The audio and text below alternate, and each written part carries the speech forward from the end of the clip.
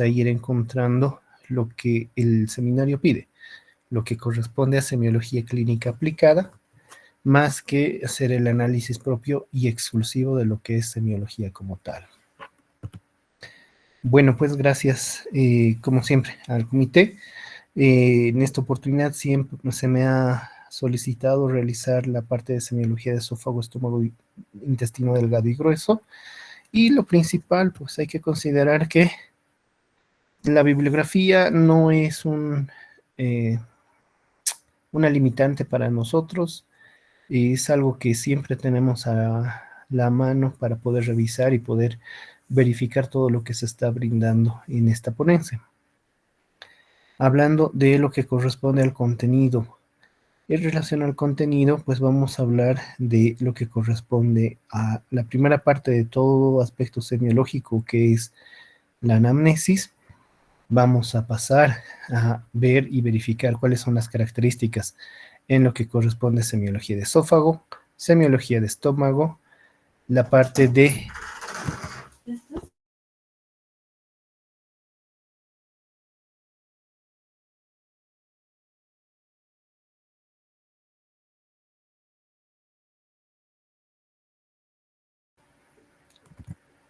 lo que corresponde a semiología de estómago. Vamos a pasar a todo lo que corresponde a semiología de intestino para hacer la parte de semiología aplicada en relación a todas las patologías de estos distintos órganos.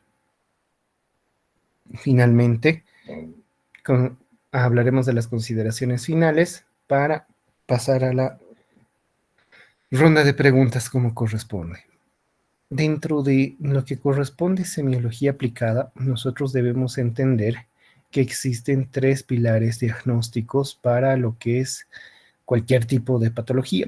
El primer pilar corresponde al cuadro, a la parte de anamnesis. El segundo corresponde al examen físico. Y el tercero, que a veces es solamente complementario, es lo que corresponde a los exámenes complementarios.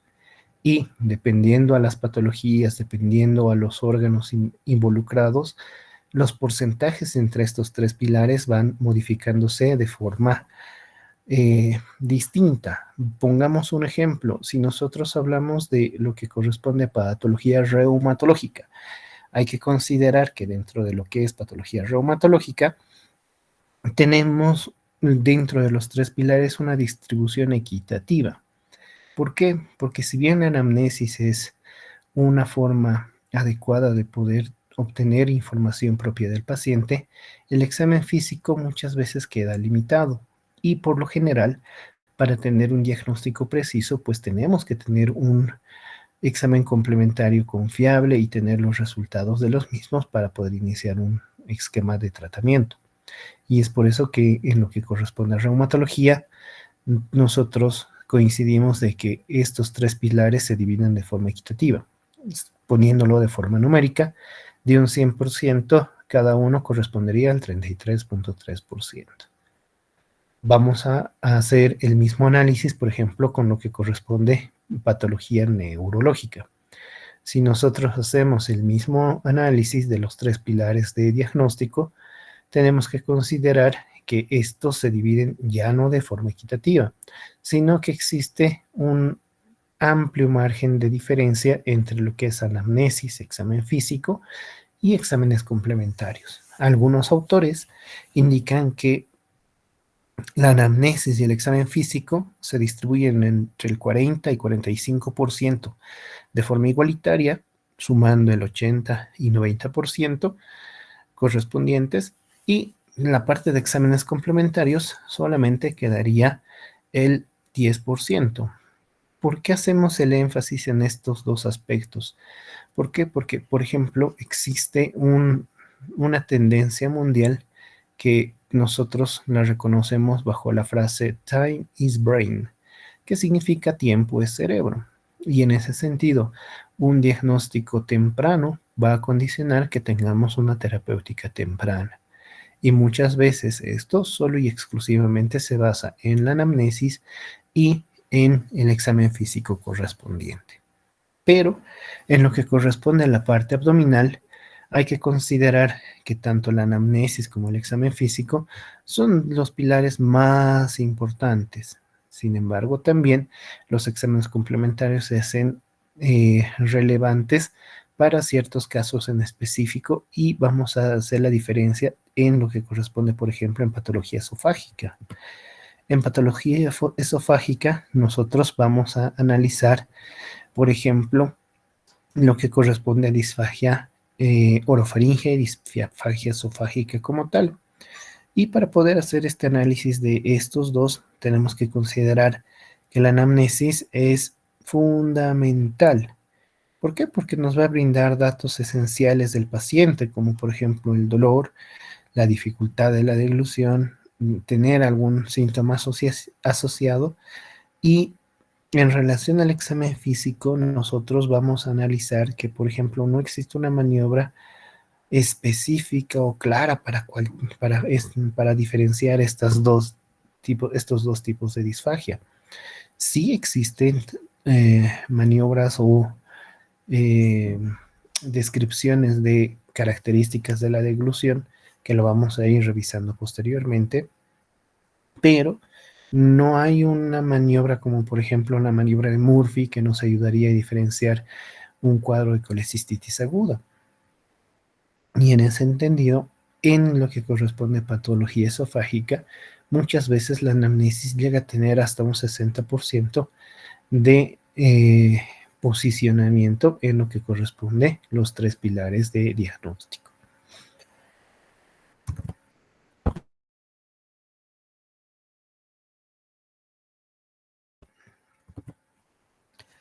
Hay que entender que dentro de disfagia orofaringea y la disfagia esofágica existe muy poca diferencia y lo vamos a analizar con el siguiente esquema. Pero muchas veces nosotros necesitamos estar apoyados de lo que corresponde a exámenes complementarios más que del examen físico. Y es por ese mismo motivo que, por ejemplo, si nosotros analizamos lo que corresponde a disfagia, nosotros vamos a hablar de si es que esta está relacionada con el inicio de la deglución, que corresponde a la disfagia orofaringea, y vamos a ver las maniobras o la visualización de distintas características posteriormente, o si es que esta se encuentra en relación posterior a la deglución, que es la característica principal de la disfagia esofágica. Y muchas veces solo y exclusivamente nosotros deberíamos ver cómo es el proceso de deglución para poder hacer el diagnóstico correspondiente. Ya cuando hablamos de la disfagia esofágica, nosotros debemos dividirla en dos grandes grupos. Una que es exclusiva a los alimentos sólidos, que por lo general está en relación a una obstrucción mecánica, ya sea esta intermitente o progresiva, y la otra que está en relación a los alimentos sólidos y líquidos. Estas mismas que por lo general están en relación a un trastorno motor neuromuscular y de la misma característica previa puede ser intermitente, como por ejemplo el espasmo esofágico difuso, o progresiva, como en el caso de la acalasia. ¿Cuál es el detalle en relación a disfagia? Muchas veces no le prestamos la atención correspondiente hasta que ya es tarde. ¿En qué sentido? Si ustedes se dan cuenta, la acalasia no es una patología aguda, la esclerodermia no es una patología aguda, el espasmo esofágico sí, inclusive se puede inducir en alguna oportunidad, pero ya lo que es la estenosis, el esófago de Barrett, el cáncer y demás, son patologías crónicas.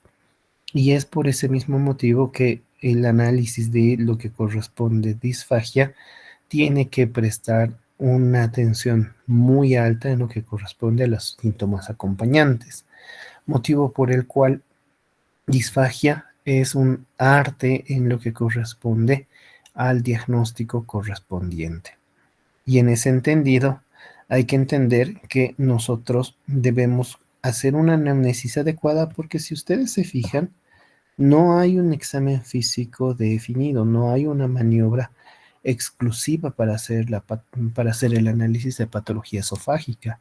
Y por lo general pasamos directamente todo lo que son los estudios radiográficos, ya sean contrastados, no contrastados, depresión, con las distintas características para poder hacer el análisis correspondiente de la patología. Y en ese sentido, como les decía, la distribución de los tres pilares de diagnóstico en lo que corresponde a esófago, por lo general, está en relación solo a anamnesis y exámenes complementarios. Vamos a hacer el análisis de los otros componentes de la anamnesis. Si bien en esófago tiene tanta relevancia y el examen físico no tanto, cambia de forma significativa ya cuando hablamos de patologías en estómago, patologías en intestino. ¿Por qué? Porque ya existen maniobras específicas, puntos dolorosos, resistencia muscular y distintos aspectos en el examen físico que tienen que ser considerados para poder hacer el análisis y tener una aproximación diagnóstica apropiada. Y en ese sentido, la anamnesis y el examen físico cambian en proporción en comparación a patología esofágica. Y debemos entender que esta proporción casi se iguala al examen neurológico, en una proporción de 80%, 40-40 entre anamnesis y examen físico, y por último, todo lo que corresponde a exámenes complementarios, que como bien su nombre dice, solamente son exámenes que nos coadyuvan a confirmar nuestra sospecha diagnóstica. Vamos a hablar de, por ejemplo, los trastornos de la deglución. Si bien ya hemos mencionado todo lo que corresponde a la disfagia, esta misma de características orofaringias o esofágicas, no debemos olvidar el hecho de que estas pueden estar en relación, por ejemplo, a las distintas calidades de los alimentos administrados, ya que como ustedes recordarán, no es lo mismo tener una deglución de un elemento sólido a uno líquido, ya que se modifica la velocidad de la deglución, se modifica el esfuerzo que tienen todos los músculos de la deglución y también se modifica el tiempo en el cual se transcurre este proceso. Y en ese entendido es uno de los aspectos que debemos recordar, considerando también que el esófago es solamente un órgano de transporte entre lo que corresponde la cavidad oral y el estómago. Un segundo aspecto en importancia a analizar es el que corresponde a náuseas y vómitos. No solo exclusivamente en el hecho de analizar el tiempo de aparición, las características, coloración, sabor y demás aspectos que se tienen que considerar, sino también en el hecho de los síntomas acompañantes que tienen.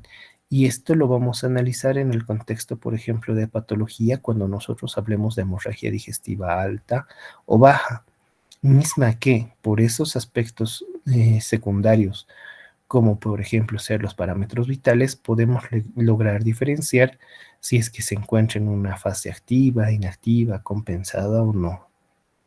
Fuera también de eso, como síntomas acompañantes en relación a náuseas y vómitos, podemos considerar el hecho de la presencia o ausencia de movimientos intestinales, que vamos a hacer también énfasis en lo que corresponde a alteraciones en catarsis intestinal y la correspondiente comparación en distintas patologías. Hagamos un aspecto, bueno, hagamos una capite peculiar en lo que corresponde a dispepsia. La dispepsia es algo que normalmente es conocido como indigestión. Es un conjunto de signos y síntomas, es un síndrome que se caracteriza, por ejemplo, por la distensión abdominal en la parte superior del abdomen. Esta, por lo general, está en relación al ingesta de alimentos y pues como síntomas acompañantes podemos tener la sensación de dolor urente, la sensación de saciedad precoz, y esta se puede clasificar en todo lo que corresponde dispepsia funcional y la dispepsia orgánica. Y en ese sentido, pues lo que nos ayuda a entender la diferencia entre ambas. Muchas veces es un examen complementario, que es el estudio de endoscopía digestiva alta, y por lo general está en relación a lo que corresponde a infecciones por un microorganismo que es muy conocido por nosotros, que es el Helicobacter pylori, que por lo general tiene distintos tipos de características, presentación, y por lo general ya, como ustedes saben, en la actualización de distintas guías de tratamiento, pues se ve que por el mal tratamiento o tratamiento incompleto que nosotros realizamos, inclusive pasa a ser un esquema, pasa a tener un esquema de tratamiento ya tetra asociado, y por lo general, lamentablemente, esto condiciona a un incremento en lo que corresponde el costo de la atención de salud de cualquier tipo de paciente con este tipo de patología. Y es por ese mismo motivo que en la anamnesis, la dispepsia es uno de los aspectos a resaltar. Una cápite peculiar en lo que corresponde a dolor abdominal. Si nosotros bien sabemos que tenemos como memotécnico Alicia Fredosa de lo que corresponde el análisis de dolor en general, este tiene que relacionarse de forma directa en relación a características del dolor abdominal y síntomas acompañantes en lo que corresponde a las distintas patologías abdominales. El dolor, bueno, antes de hablar del dolor, debemos entender que, por ejemplo, en el concepto de los cirujanos, el abdomen es considerado como una caja de Pandora. No sabemos nada de lo que va a tener en su contenido hasta que uno la llegue a abrir. Y bajo ese mismo contexto es muy importante hacer el análisis de las características del dolor abdominal antes de plantear una patología como tal. Vamos a poner dos ejemplos claros. Por ejemplo, en relación al dolor de tipo o carácter urente, que se localiza en región de epigastrio y que como síntomas acompañantes pueden estar asociados pirosis retroesternal y dispepsia, por poner estas características. Por lo general, esta patología está en relación a la enfermedad de reflujo gastroesofágico, y solamente con hacer el análisis de este tipo de características nos permite hacer una aproximación diagnóstica clara. Pero si, por ejemplo, nosotros tenemos un dolor de carácter transfixiante, intensidad severa, misma que puede acompañarse o no de ictericia y demás, podemos hablar de un cuadro de pancreatitis aguda.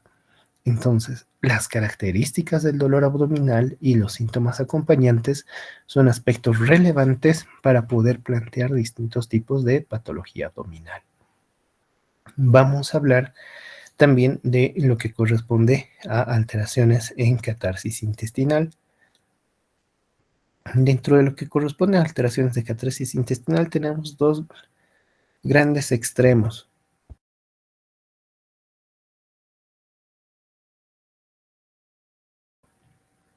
Tenemos lo que corresponde a las alteraciones en frecuencia y características, por lo general en relación a diarrea, y lo mismo en relación a lo que corresponde a constipación.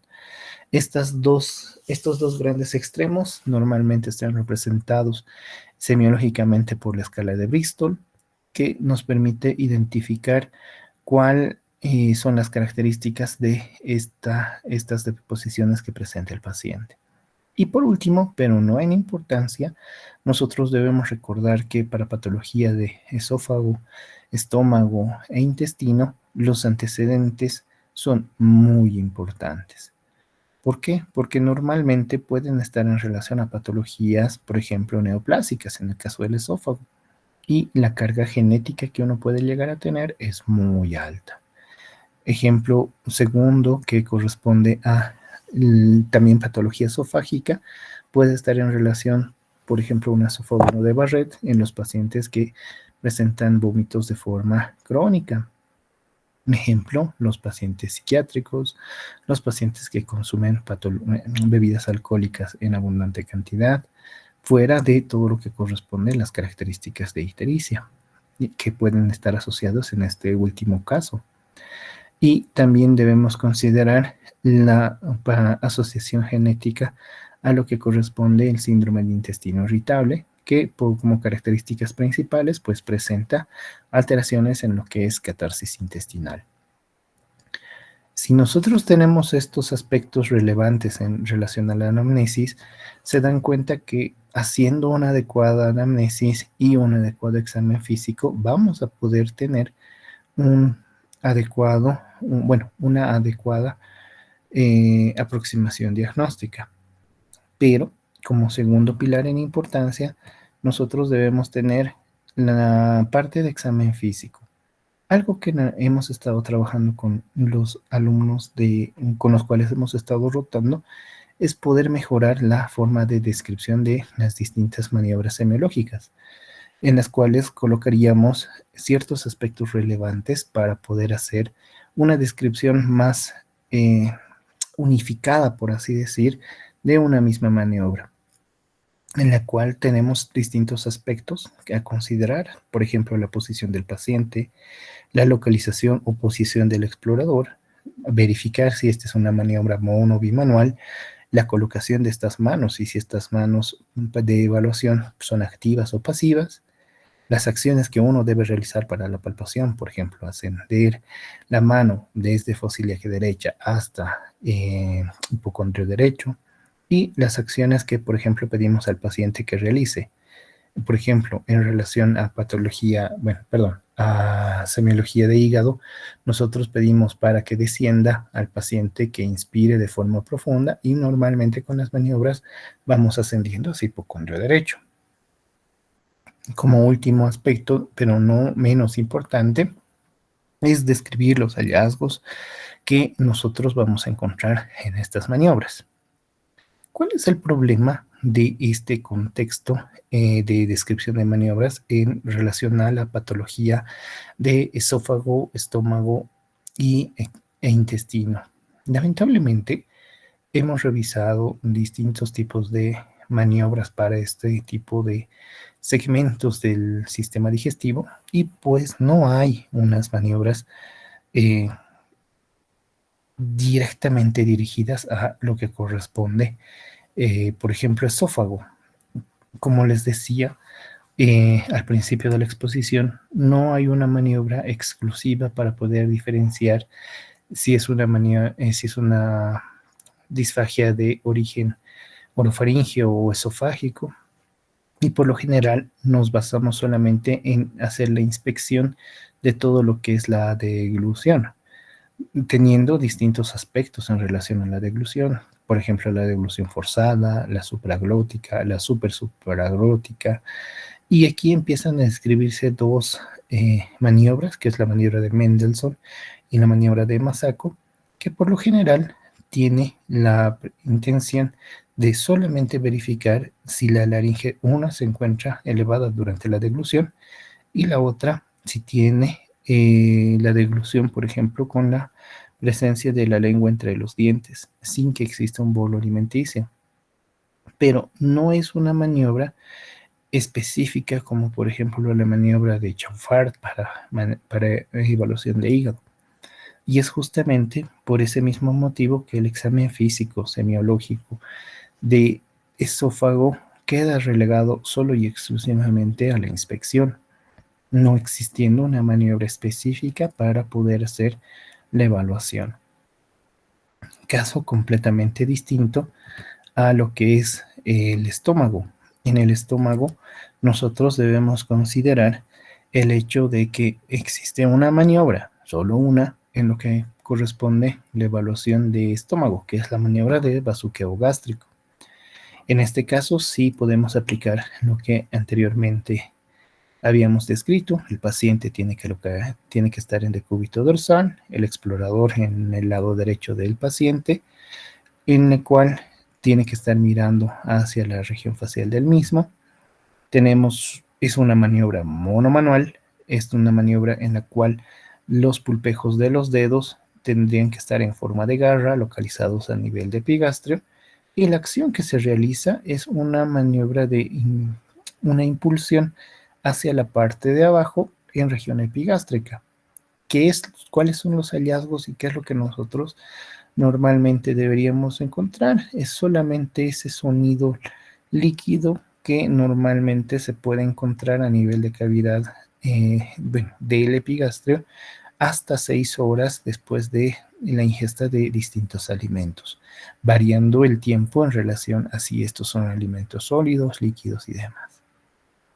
Esta es la única maniobra que nosotros hemos encontrado de forma dirigida hacia evaluación de estómago. Y en condiciones normales, por lo general no se debería hallar nada relevante. Pero cuando ya se pone manifiesto, cuando ya se hace muy evidente, podemos considerar el tiempo en el cual tenemos, bueno, se ha realizado la maniobra o la relación con los alimentos, como les decía, las 6 horas correspondiente. Y por ejemplo, si ya se encuentra bazuqueo gástrico posterior a las 6 horas, por lo general nosotros podemos relacionarlo con lo que corresponde a una retención gástrica, por ejemplo, en relación a un síndrome pilórico. Y esto lo vamos a volver a analizar en lo que corresponde la parte de patología. Normalmente este síndrome pilórico tiene múltiples etiologías, pero esta es la única maniobra en la cual nosotros podemos poner en énfasis una maniobra exclusiva para estómago. Normalmente en lo que corresponde a intestino delgado, cabe resaltar lo mismo. Existe solamente la palpación de ciego. Dentro de lo que corresponde a la palpación de ciego, puede realizarse dependiendo de la contextura, tipo de abdomen, biotipo del paciente de forma directa o con la ayuda de las maniobras para disminuir la tensión abdominal, que son las maniobras de Galambos y la de Obratsov. ¿Cuál es el detalle? La maniobra para palpación de ciego por lo general tiene la intención de palpar esta región del intestino grueso para poder evidenciar la presencia, obstrucción, inclusive la necesidad de evaluar el contenido del mismo. Es una maniobra en la cual por lo general se hace la palpación, perdón, el paciente tendría que estar en decúbito dorsal, el explorador debería estar al lado derecho, mirando hacia la región facial, y puede ser una maniobra monomanual o bimanual, así como se colocan las manos para la palpación de hígado en las distintas maniobras, ya sea en garra o una maniobra bimanual, se hace la palpación a nivel de la fosa ilíaca derecha, con la intención de poder evaluar el contenido del ciego. ¿Cuál es el detalle? Como le digo, esto depende a las distintas características y biotipo que tiene el paciente. Por lo general, nosotros tenemos a las maniobras de Galambos y a la maniobra de Obratsov con la intención de poder disminuir la tensión abdominal y poder realizar la palpación de ciego de forma más clara. De lo mismo vamos a volver a repetir en relación a las características que debe tener o que se puede tener en relación a los distintos biotipos, ya que si el paciente tiene un abdomen distendido a expensas de abundante tejido celular subcutáneo, un paciente de biotipo pícnico, por así decirlo, la palpación de ciego por la cantidad de tejido de celular subcutáneo va a ser completamente difícil. Y en ese sentido, pese a que nosotros utilicemos la maniobra de Galambos o la maniobra de Obratsov, no vamos a poder palpar el ciego de forma clara. Esta también es la única maniobra que nosotros tenemos para evaluación de intestino. Perdón por el título, solamente es intestino grueso, pero es que es parte del ciego. Más es el hecho de que no, dada la distribución anatómica en cavidad abdominal, la distribución de las porciones del intestino delgado y grueso, por lo general, no nos permiten realizar maniobras específicas. Pero lo que sí, existe una relación directa en lo que corresponde a los distintos puntos dolorosos en cavidad abdominal. Por ejemplo, en lo que corresponde al punto de McBurney izquierdo, En lo que es la unión que existe entre el tercio externo y los dos tercios internos de una línea entre el ombligo y la espina ilíaca anterosuperior en el lado izquierdo, por lo general pues puede estar en relación a diverticulitis, características propias de lo que corresponde a afectación de intestino grueso. Y, por ejemplo, también podemos hacer el mismo análisis en lo que corresponde a el apéndice secal, que como su nombre indica, es un apéndice que se localiza a nivel del ciego, que, dadas las características de una apendicitis aguda, nos puede dar tanto el punto de Morris, el punto de McBurn y el punto de Lance en sus distintas localizaciones a la palpación profunda, presentarse estos mismos dolorosos. Fuera también del hecho de poder encontrar maniobras o datos de irritación peritoneal como el signo de Bloomberg. Considerando todos estos aspectos, hay que entender que el examen físico a nivel abdominal exclusivo para estómago e intestino tiene 4 aspectos principales. La inspección, que por lo general nos puede dar las características de un abdomen distendido, asimétrico y todo lo que corresponde. La palpación, que como ustedes mismos se han dado cuenta, no tiene maniobras exclusivas y específicas para su análisis. La auscultación, que sí, efectivamente tiene un aspecto muy, pero muy relevante y lo vamos a ahondar en lo que corresponde a patologías de lo que corresponde a los distintos segmentos a analizar, y la percusión, que por lo general está en relación a lo que corresponde patología intestinal, tanto de intestino delgado como de intestino grueso. Bajo ese mismo contexto, hay que recordar que no es como sucede para palpación de hígado, por ejemplo, que tenemos unas 6, 7 u, dependiendo de la bibliografía, más maniobras para poder hacer la evaluación de hígado. En el caso de esófago no tenemos maniobras específicas, estómago tenemos una, y en lo que corresponde a intestino, por lo general se resume a una maniobra y solamente para palpación de ciego.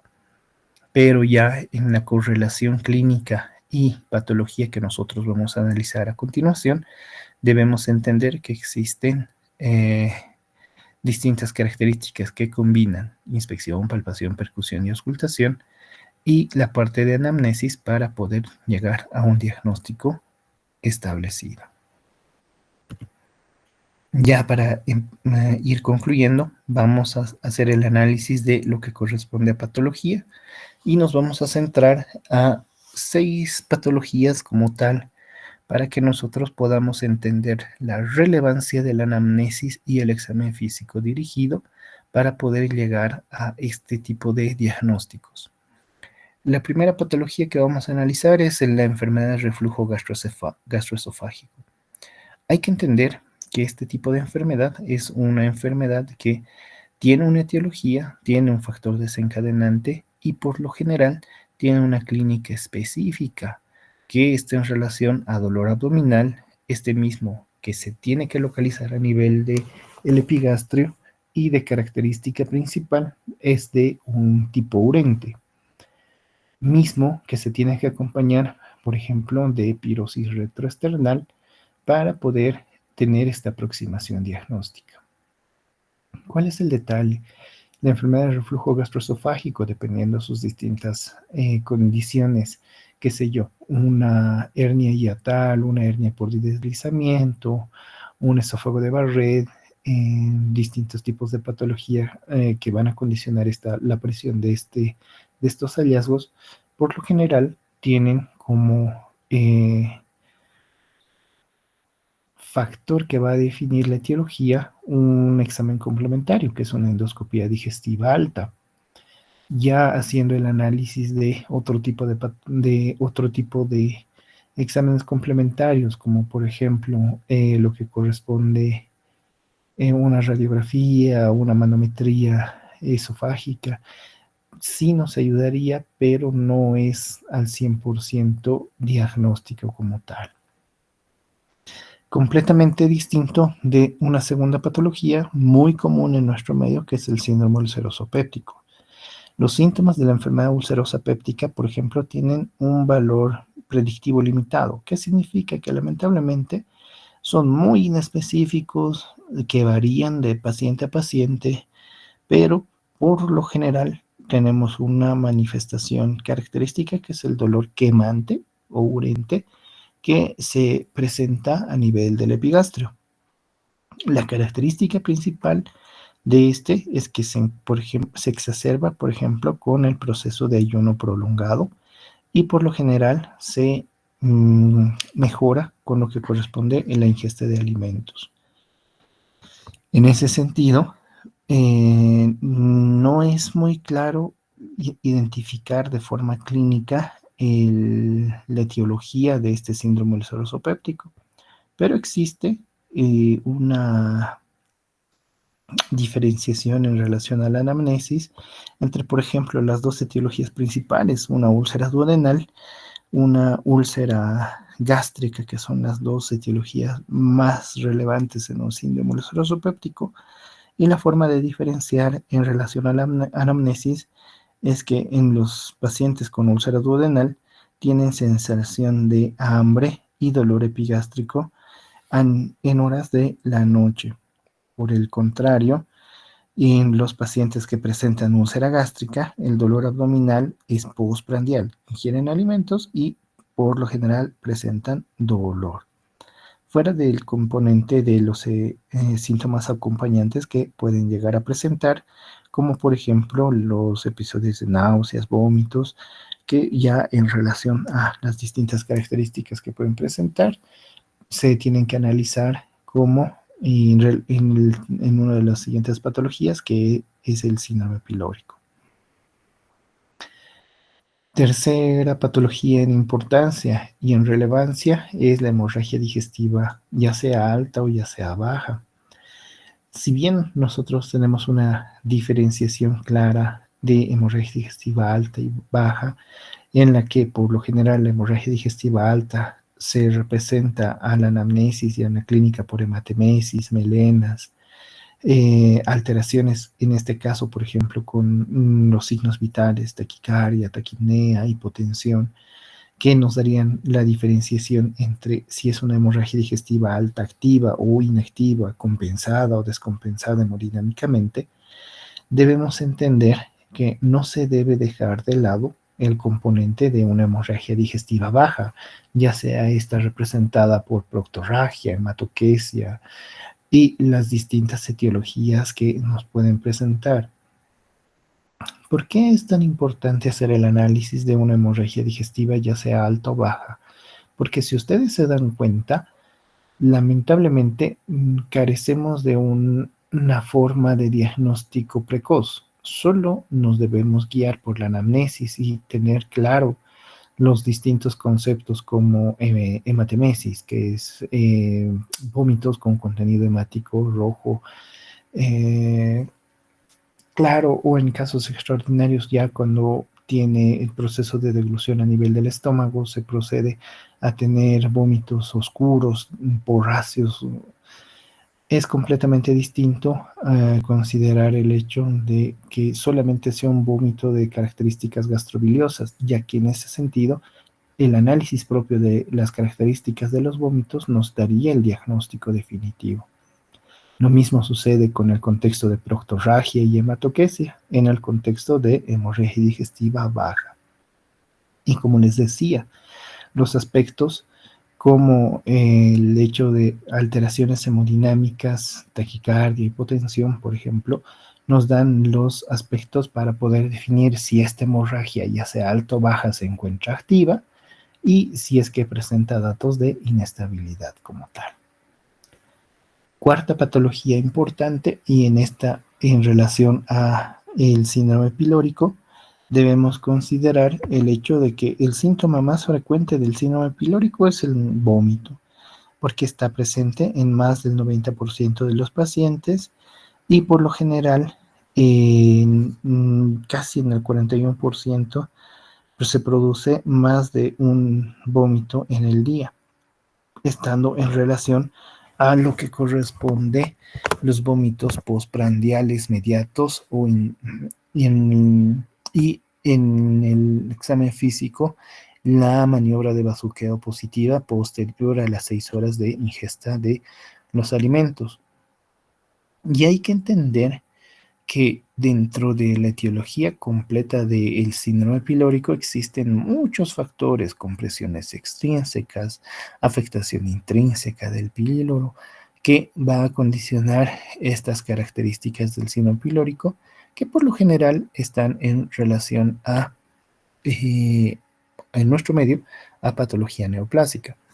Y debemos entender que, por ejemplo, en la anamnesis, los episodios de vómito, por lo general, generan un alivio de la sintomatología, por ejemplo, como distensión postprandial inmediata, como la sensación de dolor asociado a la alimentación. En la quinta patología que vamos a analizar, vamos a hablar de todo lo que es el hilio, ya sea un hilio metabólico, un hilio mecánico, el origen que tenga, por lo general, está en relación a la ausencia de eliminación de gases y de materia fecal. Normalmente esto en relación a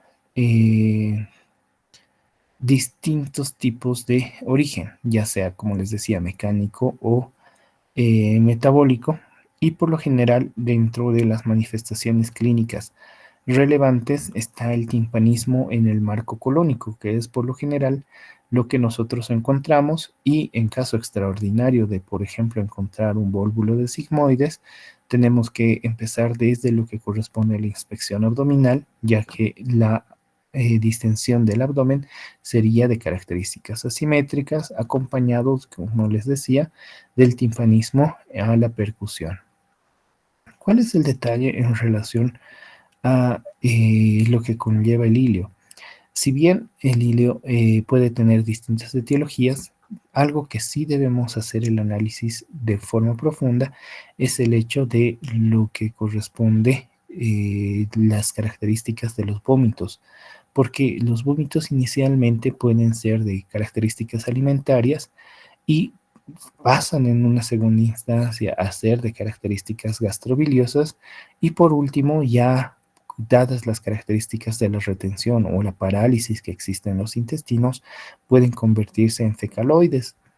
Entonces, esta progresión de los vómitos por lo general nos muestra el tiempo de evolución del hilio, principalmente por el hecho del crecimiento bacteriano que existe en la retención de los distintos alimentos o distinto contenido a nivel del tracto gastrointestinal. Sí está esto en relación a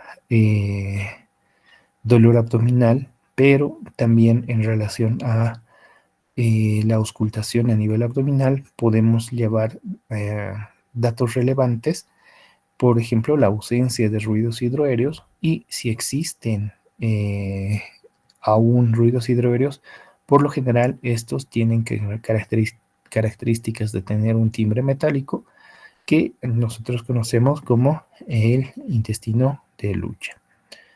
Y cuando ya hablamos de lo que corresponde a un hilio de etiología metabólica, por lo general está en relación a patologías como la hipopotasemia, que una vez resuelta la alteración hidroelectrolítica, pues tiene distintas connotaciones y resolución del caso sin necesidad, inclusive muchas veces, de algún tipo de mayor intervención. Pero cuando hacemos el análisis de la última patología, de la diarrea, que es un parámetro completamente opuesto a lo que es el hilio, nosotros podemos encontrar que en el análisis de las características de las deposiciones que pueden llegar a presentar, la presencia o no de alimentos en la misma, la presencia o no de moco, la presencia o no de sangre, nos permitiría identificar las características y las distintas etiologías de la diarrea, ya que en un síndrome de mala absorción, por poner un ejemplo, tenemos la presencia inclusive de alimentos no digeridos, pero completamente distinto a hacer el análisis de unas deposiciones líquidas con presencia de moco y sangre que pueden estar en relación a procesos infecciosos bacterianos o parasitarios, definiendo de forma clara que solamente con la anamnesis y el examen físico podemos llegar a tener una aproximación diagnóstica. Hablemos de las consideraciones finales. Esto debemos recordar que para cada paciente tenemos que tener una anamnesis adecuada, incluidos los antecedentes. Tenemos que tener un examen físico dirigido y ambos aspectos nos van a poder facilitar el hecho de una selección adecuada de cualquier examen complementario, pudiendo así tener un diagnóstico temprano y una terapéutica temprana. Muchas gracias. No sé si tienen alguna duda, alguna pregunta para poderla